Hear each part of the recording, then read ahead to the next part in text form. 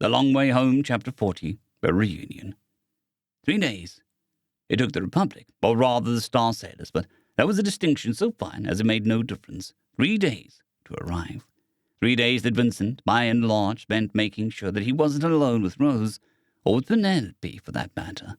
There was no need to skulk and hide to make that happen, however. Indeed, he had plenty to do between making sure the prisoners didn't die of their injuries, or rather, standing guard while Dr. Cog did so with a none-too-gentle hand.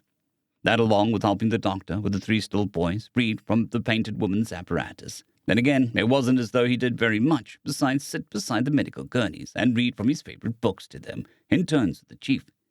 He gave up on trying to get them talking in the first hour after they awoke. It was precious little, he knew, with all Dr. Cog could do done. It was as much as Vincent could think of to help them. The chief might have gotten further in that direction, given enough time. The boy had a natural way of putting people at ease. The chief had his own need of Vincent as well. His own little crew took his attention when those pressing duties did not, and left little opportunity to find himself alone with either of the women again.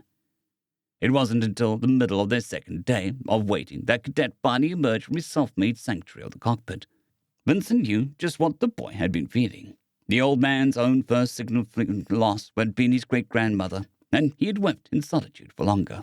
But Cadet's grief had its fill of his tears, and he could once again be amongst other people. Once again, the chief was instrumental in this, since only Vincent's self-appointed nephew could pry words out of Vincent's self-appointed son. Vincent didn't know what they'd talked about, but he could hazard a guess that it had a lot to do with when a body loses people to the cold hand of death. Tundre, too, wept over the long way, though she didn't feel any need to do so alone. Every now and again, at a word or a sound, her grief would well up again, and she would find herself crying again. But she would soon also find herself in the embrace of the chief, or Isis Magdalene, or Vincent. It came or went for her, however, and she would soon be hard at work, whether work needed doing or not, as soon as she dried her eyes. Isis Magdalene put demands on all 3 of us she called boys, notwithstanding the old man's age, to come and stand very still as she pinned clothes around them with the vinyl fitting for their homecoming project. Of the children, she seemed to be hurt the least by their loss, but that wasn't the same as not being hurt at all. She'd wrested a promise from Vincent to wear a suit for her, silly as she felt about something so fancy. Vi, on the other hand, despite being essentially confined to a medical gurney wheeled between the galley and the girls' room, was the most cheerful. Whether it was chatting to whoever was at hand or getting everybody together to watch one of the many movies in Vincent's media library, it was Vi making it happen. Well, her and the chief, of course, who was more or less her hands and feet for such purposes. That wasn't to say that Rose, Penelope, and Dr. Cog were excluded. Far from it. Unless one considered how much attention the doctor's other patients required to be exclusion in any case. Vincent did not hold such an opinion. The woman, on the other hand, had no desire to return to the place of their captivity, so joined the crew of the Long Way for meals at the very least, and they had stayed to watch the ancient Walt Disney Robin Hood with everybody upon Vi's insistence.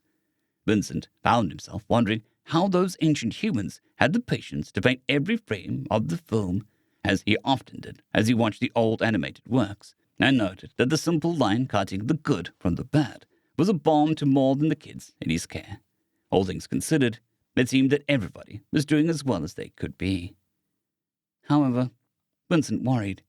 He worried about Vi, injured and confined as she was, even in the face of her undaunted natural cheer. He worried about Cadet, confronting real loss for the first time. He worried about Tundre, who might have loved the Long Way more than even himself. He worried about Isis Magdalene, and whether she felt guilty about not feeling the loss as keenly as the rest of the crew. He worried about the 3 boys in the pirate's vessel's infirmary, and about the doctor who tended to their needs tirelessly. He worried about Rose, and how she wouldn't quite meet his eyes after he wouldn't let her climb into his bed. He worried about Penelope, and her ever downcast eyes and near silence. However, he worried most about the chief. He had seen things that no boy should. He had seen things that nobody should, period. They still hadn't talked it over, and he knew that the chief did his best when he talked things over. However, the only person that the boy could talk about what he'd seen with was bad at talking. Vincent himself, of course. For all his worry, Vincent's little crew seemed to grow in anticipation for the arrival of the Star Sailor's dreadnought, the Among the Star Tides we range. Little wonder, since in the intervening time they had some calls over the comms, and Jason learned that all of his kin, who were retired from various Republic services, was aboard her, except for the dreaded Nana, who, according to the chief, was still aboard the Among the Star Tides we sing. More exciting, to the chief anyway, Vincent was excited enough to finally be out of peril, was the fact that the Republican Navy had sent 3 destroyers from the 2nd Star Rapid Response Group to escort the Wee Rage, and so far as he understood, there was at least one extra cousin aboard one of those vessels. Vincent admitted, if only privately inside his own head, that he wished that the CIP could as readily cooperate with the Republic as the Star Sailors in something like this. Then again, Vincent could sense that the chief was putting off, or maybe putting down, dealing with the things he'd seen in their fight against the pirates. On the 3rd day, Vincent found himself more relieved than he'd ever thought possible. There was a massive shudder as the much larger vessel docked with the now waiting pirate vessel, and while Isis Magdalene, by Cadet, didn't quite know what it meant, the chief and Trundray lit up like children on Christmas. The main door of the hangar bay slowly yawned open, and the force field to hold atmosphere in flickered to a bluish light, and everybody who gathered at the loading ramp to the long way to look into the opposing hangar bay, although they'd been told that the pirates had been taken care of. The other side of the mating door showed a squad of Terrans in various patterns of power armor, and wary Star Sailors towered behind them with hands hovering over upholstered sidearms. The chief sprinted, laughing towards one of the hulking figures in black power armor, either laughing or sobbing with delight, with Trundray half a step behind him. A weapon clattered to the floor as the children threw themselves headlong at the figure, Jason crying, "Pap, pap!" while Trundray let fly with a wordless squeal of delight. The force field meant to hold atmosphere flickered out, and the pressure between the vessels equalized, and 24 figures in white power armor tamped past the reunion and past where Vincent looked on with the rest of his little crew. They were probably off to move the prisoners. There was a distinct clatter of power armor faceplate lifting up out of the way, and Vincent was confronted by the sight of a legend. More gently than Vincent could have believed, Major General Lawrence retired the Anvil George ruffled the hair of his grandson, while still in his power armor crowing, "Little JJ, praise God, you're all right." Whatever the grandfather said to the boy, Vincent could see that he'd seen the boy's eye patch for what it was, and hadn't missed subtle details about the chief. Not so little anymore, a clear voice called as another faceplate rose out of the way, and another legend, Gunnery Sergeant retired, Samwise Cookie George, laughed as he too ruffled the boy's hair. "Dad, I think our JJ might have grown up while we weren't looking." "Little Trundray doesn't look little either," a woman nearly sang, and another legendary George, Specialist retired Emily Sawbones Jackson, reached out to jostle both children by their shoulders. She sang, but Vincent could see the tears of joy running down her face. "That's not the only thing that grew while you weren't looking," Trundray told the knot of living legends as she cast a glance back to the crew of the long way. "Family," Chief said as he took Vincent, Cadet by, and Isis Magdalene with a sweeping gesture. "Meet family." A half-dozen slightly shaded faces beneath raised faceplates fixed their eyes on Vincent and the remainder of the little crew with curious expressions, and the hammer scrutinized Vincent from his snout to his balding tail, with a frown carving deep furrows in his brow beneath a crown of grey hair. Silence reigned until the old patriarch asked the chief without looking away from Vincent, "Did you say the words?" "To Cousin Cadet and Uncle Vincent," the chief said as the face adopted a sober countenance. "I don't know where exactly Bi and Isis Magdalene fit in, but they feel like family to me." "And me," Trundray said with equal solemnity. "I'd have claimed Cadet for my brother, except he claimed Vincent as his father, and he was already adopted as an uncle by then." "Uncle, you say?" the Anvil asked, and in a scant few heartbeats he had stepped out of his palmer armor through its back, and he stood wearing the form-fitting olive-drab jumpsuit all power armor troopers wore inside their equipment. Vincent saw, despite the grandfather's advanced age, he was still built sturdily, though he had more about the middle than the active servicemen might have. For some reason, as the Anvil strode towards him, Vincent was struck by the fact that he didn't wear any of his awards in the jumpsuit, just his qualifications. Vincent didn't know enough about R&I ribbons to be able to know what the qualifications were exactly, but he knew what a solar laurel and an Order of Terror looked like. Even proud Cyphers knew that much. It was strange, the things that a man noticed when his heart was pounding in his ears. All of a sudden, and before Vincent quite realized what was happening, he found himself in a bone-crushing hug. "Good job, son." "Good job," the retired general told him. Jason found that he was in the middle of being hugged and ruffled as everybody finally got out of their power armor, and he was glad that Tundre was at least there to absorb some of the attention. He was as glad to see his Uncle Samwise, or his Uncle Tyre, or his Auntie Emily and her husband, or his uncle, really a second cousin, but the Georges were never really all that concerned with perfect accuracy. Luther were to see him, of course. It was just that he never really liked being the center of attention in any case, and even the extraordinary circumstances hadn't overcome that almost instinctual reaction. His grandfather, Lawrence George, or Pap-Pap as Jason called him, had gone off to welcome family into family, which was proper. However, another uncle's voice came down from the great height of the Star Sailors. "Jason," Lord Admiral Brickstraw said sadly, "where is the other half of your braid?" "I've sent half of my honor to sail with the dead," Jason replied, without hesitation. "This is not well."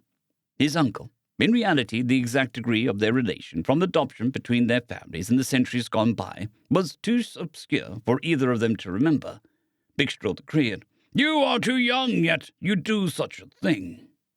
Again, Jason did not hesitate. His hand found the deer horn scales of Cal's old hunting knife, and he drew it from his tooled leather sheath, saying, "Here is my halfway gift. While I was away from my father's ship, my Uncle Vincent stood in his place to call me away from childhood to begin to think on becoming a man. This knife carries more than its steel. It has the weight of the dead on it, and I am responsible to carry it." Jason blinked, more than a little surprised at how easily he found the formal words to fit the impromptu ceremony. He'd forgotten to prepare for it. Anyway, I was old enough, and I've done it. Half of my honor sails with the dead, murdered by the grubs and their controllers. Jason's face stung. He reached up to feel where his Aunt Emily had slapped him, and she turned away from him as she said in a voice choked in a sob, "Foolish boy, do you know what you've done? Do you think I'm wrong, Auntie Em?" "No," she sobbed, then turned to glare at him. "But you're too young, halfway or not. You do not understand what that means." Jason looked at the sad faces of his kin, and laid his restraining hand on Tundre's lower left hand with his right.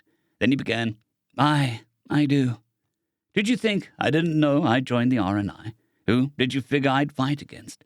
Do you figure the Lost Boys, be wasted on anti-piracy actions and letting two-star upstarts know that the Republic isn't the right target for conquest?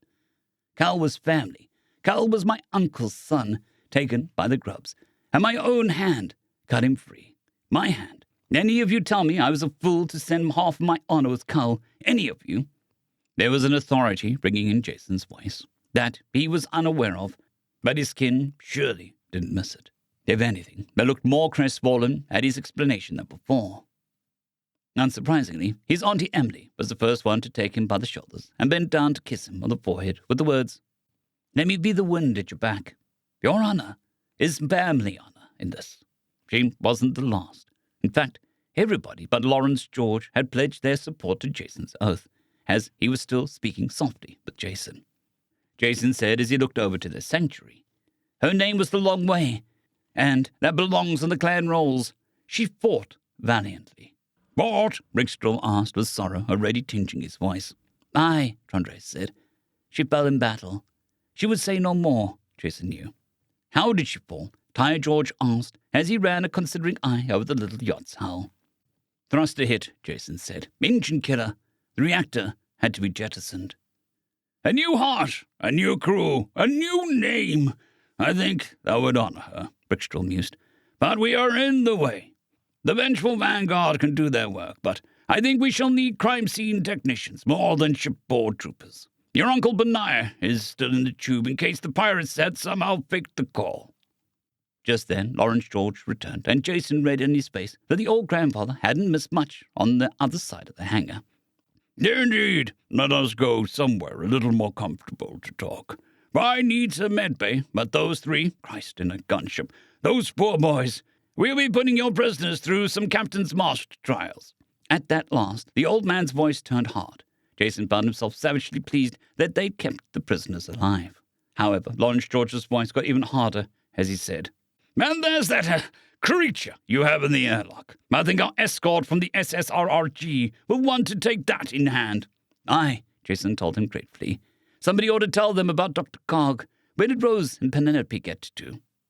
"They're still in the ship you cleared out for them," Cadet said as he jerked his beak towards the aforementioned ship. "So, Jason noticed that Cadet's feathers alternately puffed up or slicked down, as if his subconscious couldn't decide whether he needed to look bigger or smaller. I'm Cadet Freemas." Then Jason set about making proper introductions, making sure to include the retired ranks of his relatives and the roles each of his friends had with their little crew. Vincent he introduced as captain, Cadet as pilot, Vi as quartermaster, and Isis Magdalene was surprised and hid her delight poorly at being named Vi's able hand. Once that was done, Jason began to ask the important questions. "Where are Mom and Dad?" "Well, Admiral Jones and General Lafayette are doing their best to shuffle everybody in the SSRRG. The Fighting Pixies and the Lost Boys onto the same ship to rendezvous with us, and then we sing. So we're not really sure exactly where anybody but Benny is right now," Samwise George said before he reached to offer Vincent a warm handshake that became an embrace as between brothers. Jason gulped and said, "So, Nana's already on her way?" "Aye," Jason's older kin chorused around her. Emily chimed in, "You're going to need to, clean up for the homecoming." Do we have to have a homecoming?" Jason whined. "Aye," his kin chorused again, harder this time. "Jason, it's a big deal that we kind of made it back," Drondre whispered. "Don't worry, JJ," Orange George said to his grandson. "I'll break the news about your oath." Jason must have let the relief show because he found himself in a circle of jostling hands again while he grinned weakly. "I've made for him something fitting, not perhaps in the style that he would prefer, but he and I agree upon it being more appropriate. Jason leaves out that he was our chief, second in command to Mr. Vincent." "And Tran was our engineer," Vi piped in from the gurney. "But, like I said," Lawrence said, "let's go talk somewhere else." Vincent felt like he was at the center of a whirlwind. The Georges, except of course for the chief, had hugged him and welcomed him back, just as if they'd been as anxious for his return as they had been for their own kinfolk. He should have expected it, but his head was still spinning as the Georges climbed back into their power armor, and then without much in the way of preamble, they were a part of the bustle between the vessels. There was a young big kitty woman with striped orange fur and medical scrubs, softly talking to Rose and Penelope at the door of the ship they'd been using as their room, and Vincent saw the practiced patience of someone trained to talk to the traumatized in overbearing. There was a whole medical team rushing the 3 freed boys across the bay behind a power-armored team clearing a path for them, shouting status and orders, heedless of their escorts except to stay close in on their heels. Dr. Cog was with them, stumbling to keep up and to answer their questions as they ran along. Their party fell quiet as they watched them streak into the among the Startides we rage. Vincent was the only one to call on saints with aid to the boys. Even that grim sight could not abate the stream of questions from both Trundre and the chief, aunts, uncles, cousins, and names that didn't fall into the expected Anglo-Frankish influence he'd expected from the George family. A dizzying number of names, many of which Vincent's mind connected with names like Teethskin and Whipcrack, or Howling, or Unmovable, or any number of names that made their way into the international news. However, even they were outnumbered by names he'd never heard, and Vincent had to mentally kick himself. He'd been around the chief to know well that his family simply dealt with their fame and never really sought it. Of course, there would be members of the family out of the public eye, children, those who marry in, and obviously those like himself, brought into the fold. It did nothing to help the sensation of his head spinning. In fact, it was all poor man could do to keep up in spite of the floor tilting beneath his feet as the George kin dropped off their power armor at the armory. Likewise, he hardly kept his feet as they stopped at the infirmary and got clearance for Vi to stay in the medical gurney for Vincent to push along until they could get her in for a more thorough look. In point of fact, he wasn't exactly sure exactly how or when he'd sat down on the enormous sofa sized for the Star Sailors rather than Terrans, nor exactly when the Exarch man had joined them. He was vaguely aware that they were in one of the Dreadnought's recreation rooms, and the Exarch man was Benign George, a man who had made the news by holding mass in the middle of a shipboard battle and managed to not only capture the enemy vessel, but did it without missing a word of his mass, nor did he kill a single enemy. The news called him Padre George. However, there was the chief who held everybody's attention as he laid out the events of their journey as he saw things. The boy's natural talent for talking to people extended to telling stories, apparently. However, the way the chief told things wasn't just exactly how Vincent remembered things happening. For one thing, he remembered being less than charitable to the chief on their first meeting, with him squared up and ready to fight despite the circumstances. For another, the boy omitted any mention of alcohol and made the old man seem merely possessed of a grumpy temperament. The encounter with the venomous birds became Vincent's first shining act of heroism, when he merely lost track of one of them and it bit him. Then it was all thanks to Vi holding a tourniquet that Chief was able to drag him back to the Long Way, where Trondre got the credit for medical treatment. Maybe that was true. Vincent wasn't exactly conscious at the time. The boy glossed over their conversation about Cull and didn't mention alcohol at all, but he made Vincent's terrifying roll in the dice seem like a cunning and daring plan. Then, without lying at all, the Chief somehow made it seem like he, rather than Cadet, had panicked and spoiled the stealth plan. Then, according to the Chief's telling, Vincent became an archangel of battle, and his own gallantry barely warranted a passing mention. He likewise left out how Isis Magdalene had greeted them upon her rescue, and the girl's skin became an even deeper shade of scarlet from the flush across her face. And so it was. Anything that might embarrass his companions was conveniently omitted. Things that made the boy himself blush were exaggerated, and he made his courage seem like a candle beside a bonfire.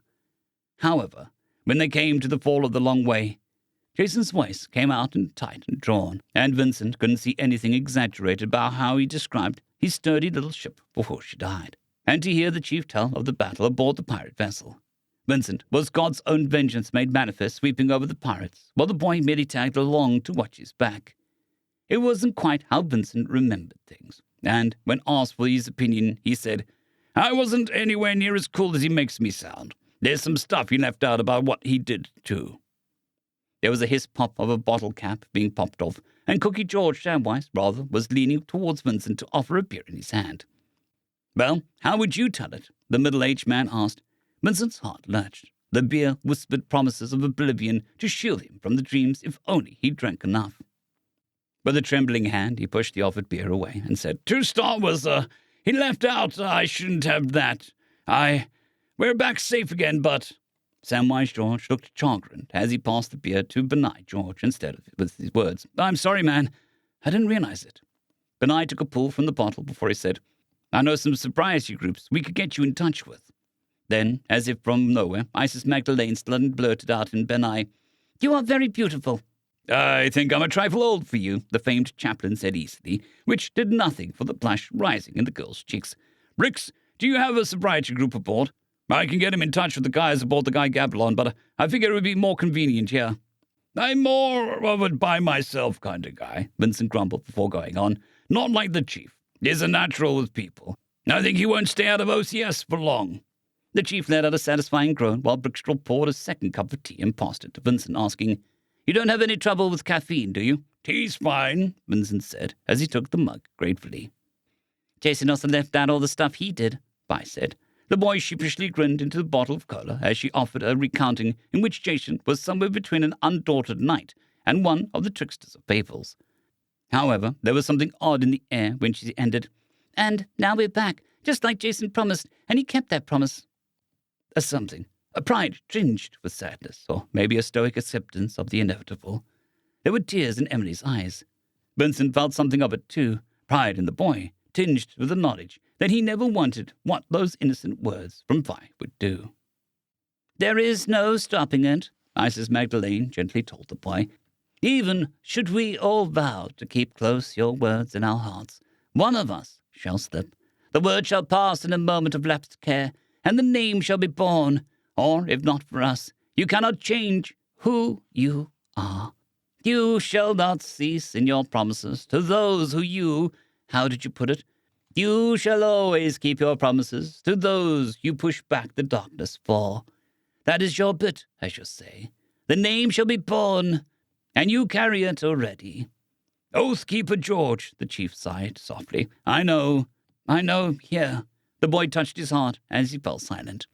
"Jason," Vi began, but she fell silent as she was surrounded by sudden smiles and gentle touches that blended comfort and affection. "Don't worry," the Chief told her. "I know how you mean it. That happens to everybody who carries the name, sooner or later."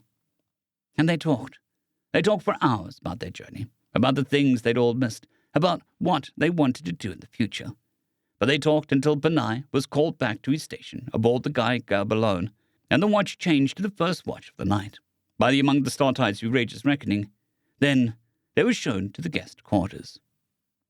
Jason found the guest quarters too something. He lay in the berth, a tad too roomy, and its mattresses too comfortable after he'd gotten used to sleeping on the folded-down dinette. He cast his mind's eye all the way back to his own cabin aboard his home ship and the narrow berth built into the wall there.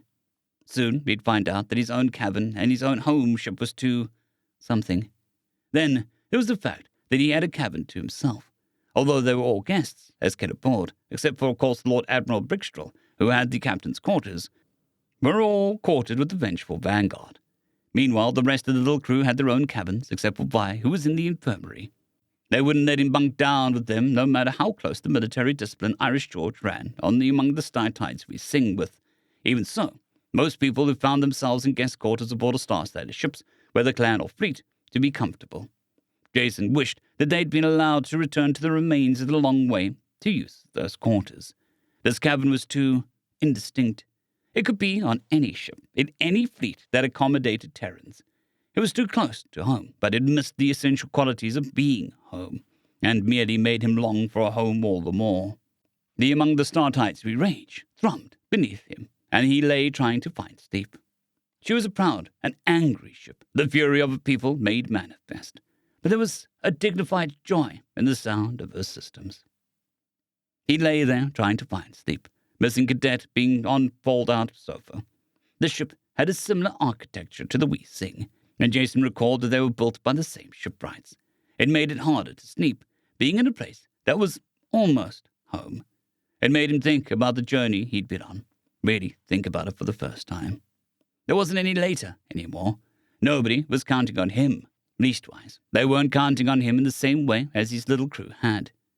He ran a finger over the St. Aidan's cross stitched onto his eye patch. He'd kept his promise. He kept his promises. But nothing is free. Not even love. He paid more than an item to bring his little crew into the family. Much more.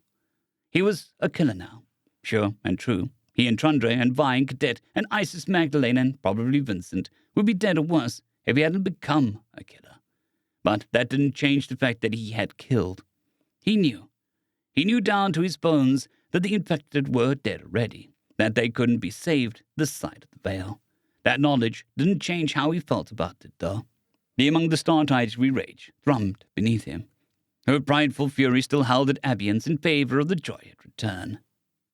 There was no later, no duty to put his mind to, nobody who needed him to stand strong, no danger to keep watch for, no peril to keep his strength up for. It was at long last past time for Jason to think about Jason. It all came crashing down on him.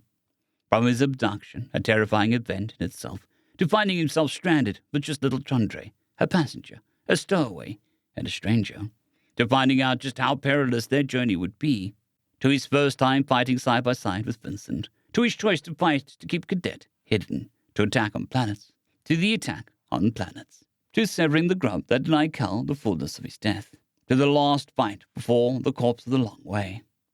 It all came crashing down on him, and he had been holding up a man's burdens on his young shoulders for months. A man's burdens, yet he was not a man grown. A boy no longer, true, but not yet a man grown either. His young mind ruthlessly sifted through each event now, searching, hunting for where his choices were less than perfect. His young mind found ample examples, from missed shots to killing the grub victims at all, to not being more ready for an ambush, to even making everyone worry when he got injured. If he had spoken to any of the men of his family, they could have talked him through those feelings. But he was in that uncomfortable space between boyhood and manhood, where one believes that asking for advice is a bother. Besides, he figured they were all trying to sleep just as much as he was. The Among the Star-Tides we rage thrummed beneath him, and there was a bittersweet quality to her dignity. Vincent was woken from a slumber so deep he couldn't remember whether dreams had even touched its edges by a gentle rapping at his door. The Star Sailors had provided him with comfortable pajamas, but he tied on the provided robe over them anyway. There was a chill in the air of his cabin, a chill that reminded him of the dawn of morning. It made him want coffee. They'd even provided him with slippers, and he shuffled in them to the guest room's door to slide it open with a gentle hiss of breaking seals. He was a little surprised to see Rose there, staring a challenge at him. in company with Penelope and a young human man in medical scrubs wearing a placid expression on his dark face that betrayed nothing about what might be going on behind those brown eyes. Vincent blinked as the gears of his mind worked to get turning, but before he could form a coherent thought, his voice ran away with him. "What are you doing here?" "You said that maybe one day I could like you for you," she declared, bold as a banner. "Yeah," Vincent muttered, still struggling to find wakefulness. "But we only just met, so you don't know whether you like me at all." "Let's fix that," she replied, and Vincent noted that Penelope gave her an encouraging smile and a supportive pat on her shoulder. "Come have coffee with me." Vincent was bemused. He had expected she'd find a younger man for her attention, and he said so. "Don't you want a younger guy to hang out with?" She must have read his full meaning in the words, because she retorted, undaunted. "Don't you think I should decide that once I know you?" "Fair, fair. Let me throw on some clothes and I'd be happy to have a coffee in the mess hall with you." There was a celebratory quality to the glance between the young man and Penelope. Vincent didn't know what for. There was only coffee. Then again, coffee was something he'd been missing. That was enough for him to celebrate. End of chapter.